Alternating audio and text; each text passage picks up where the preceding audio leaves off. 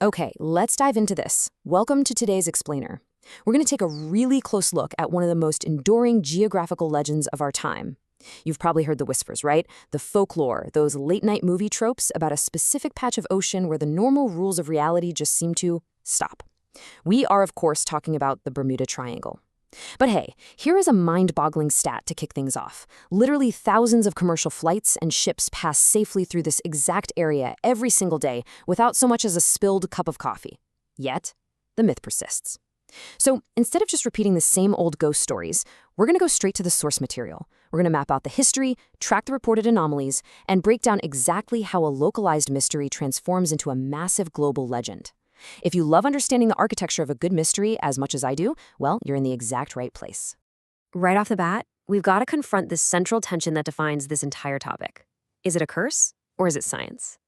Pretty much every single piece of literature, every article, and every eyewitness account regarding the Bermuda Triangle ultimately boils down to this one singular conflict. Are we dealing with a genuine curse here? Something that completely defies the laws of physics and exists purely in the supernatural realm? Or is there a completely rational scientific explanation for these anomalies that just hasn't been fully communicated to the public? As we navigate through this explainer today, I really want you to keep this question at the absolute forefront of your mind. Challenge yourself to weigh the evidence objectively. All right, Section 1, Setting the Scene. Let's map this mystery. To really understand this mystery, we first have to anchor ourselves geographically. The Bermuda Triangle isn't just some vague, shapeless concept of spooky water, It's a massive expanse. We're talking roughly 500,000 square miles of open ocean. The source material traditionally bounds this area with three distinct points: Miami, Florida, San Juan, Puerto Rico, and the island of Bermuda. Now, this massive oceanic triangle has actually served as a super busy, heavily trafficked crossroads for human exploration and trade for literally centuries. And it's precisely within these specific geographical boundaries that a really long-standing history of unexplained vanishings has been recorded. It's definitely a zone that commands respect simply because of the sheer volume of stories attached to its coordinates. Moving on to Section 2, Famous Disappearances and Eyewitnesses. We're heading into the unknown. I want you to just let these words sink in for a second. Ships vanish, planes disappear, compasses stop working. That perfectly encapsulates the sheer terror and the eerie reality reported by eyewitnesses. Take the famous case of Flight 19, for example. Back in 1945, 5 U.S. Navy torpedo bombers flew into this area on a routine training mission and just vanished. The flight leader frantically radioed in, saying their compasses were spinning wildly and they couldn't figure out which way was west. These aren't just minor inconveniences, right? These are catastrophic, completely inexplicable events.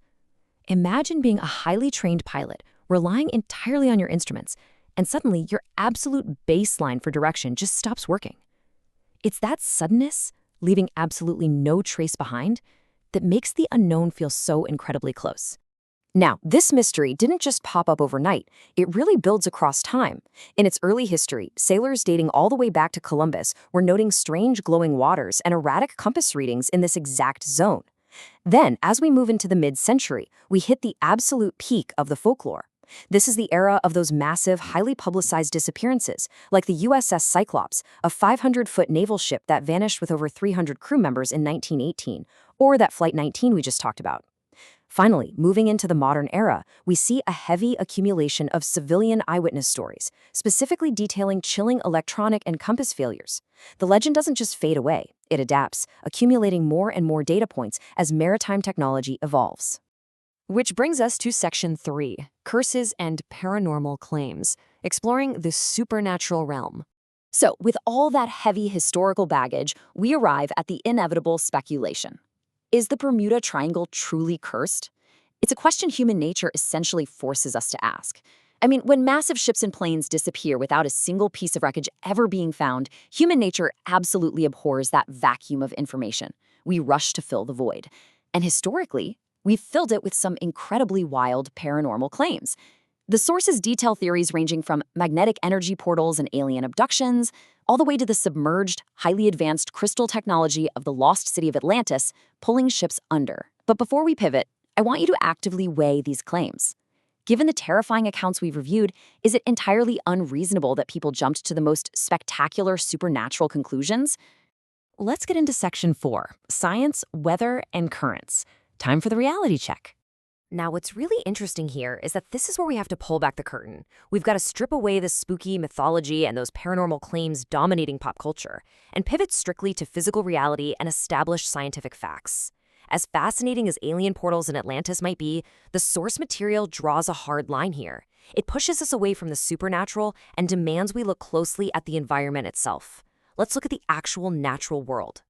When we look for actual scientific explanations, oceanographers and meteorologists point us directly to massive, undeniable physical factors. First up, extreme weather anomalies. This area is literally a breeding ground for some of the fiercest weather on the entire planet. We're talking about sudden, intense microbursts, completely unpredicted rogue waves that can reach up to 100 feet tall, and massive hurricanes that can swallow a vessel in minutes, leaving no time to even tap out a quick distress signal. Second, powerful ocean currents. The Gulf Stream flows directly through the triangle.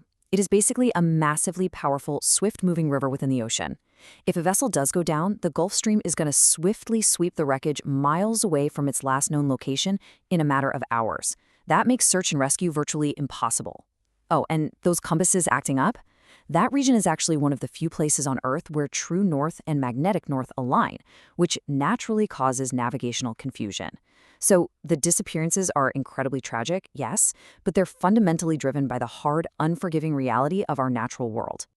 All right, Section 5, Media Myths and the Final Verdict, Building a Legend.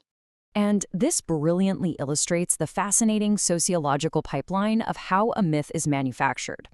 It shows exactly how the human element takes over right where the science leaves off. You see, it almost always starts with a normal, albeit tragic, maritime or aviation event. Maybe a boat gets caught in one of those sudden rogue waves we just discussed. But then the magic, or, the mischief, happens. The media gets hold of it. Writers and news outlets start amplifying the narrative. The mundane facts get pushed aside in favor of the sensational. The missing wreckage isn't attributed to the powerful Gulf Stream anymore. No, it's attributed to a mysterious, unexplainable vanishing. And finally, through sheer repetition, a paranormal myth is firmly established in the public mind. Which brings us to our objective final verdict, as presented by the source text. When we stack it all up, the ultimate battle is between media exaggeration and scientific reality. And the conclusion is firm, guys. Media exaggeration is the true culprit behind the triangle's massive, mythical reputation. Back in the 1960s and 70s, a whole slew of highly embellished pulp magazine articles and sensationalist books effectively cemented this cursed narrative right into pop culture. The physical events, the sinking ships, the tragically lost planes, those are very real and deeply rooted in extreme weather and unforgiven ocean currents. But that supernatural element that makes the Bermuda Triangle a household name, that is purely a product of sensational storytelling. Science explains the mechanics, but the media explains the myth. So, we've deconstructed the legend today using nothing but structured information and a real willingness to look past the supernatural hype. By simply mapping out the history and applying a rigorous scientific reality check, the grand mystery of the Bermuda Triangle kind of dissolves into this fascinating, slightly tragic study of oceanography and human psychology. But I want to leave you with this final provocative thought. If one of the most famous mysteries of the 20th century was constructed exactly this way, well, what other modern mysteries that you see on your timeline today are really just media-fueled illusions waiting for a reality check? Keep asking those questions, keep looking for the underlying structure, and I'll see you in the next explainer.